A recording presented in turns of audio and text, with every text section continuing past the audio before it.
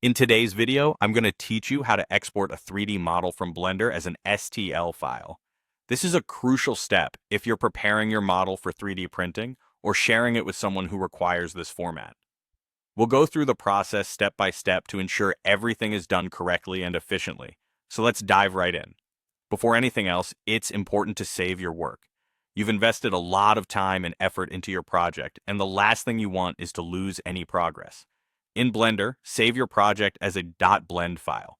This file format ensures that all your materials, textures, and animations, if any, are stored safely.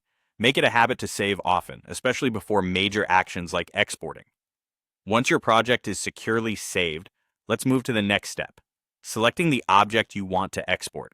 Make sure you're in object mode. This is crucial because you can only export objects that are selected.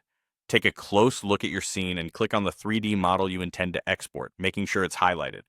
Now that your model is selected, navigate to the Export menu. Click on File in the top menu, then go down to Export. Among the options you'll see, select STL. This stands for stereolithography, a file format widely used for 3D printing. When you click STL, a dialog box will pop up with various export settings. These settings might look daunting at first, but they're very straightforward. Let's break them down.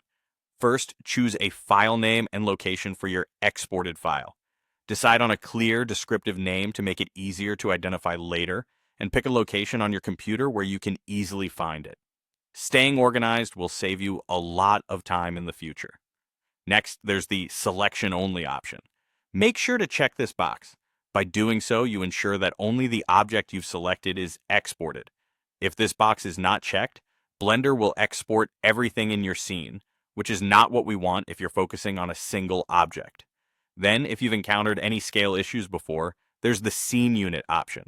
Enabling Scene Unit applies your scene scale during export, ensuring that the dimensions of your model are preserved accurately in the STL file. This can be particularly important if your project needs precise measurements. Finally, all your settings are in place. Go ahead and click on the Export STL button. This will create your STL file with the selected parameters, ready for whatever you need next.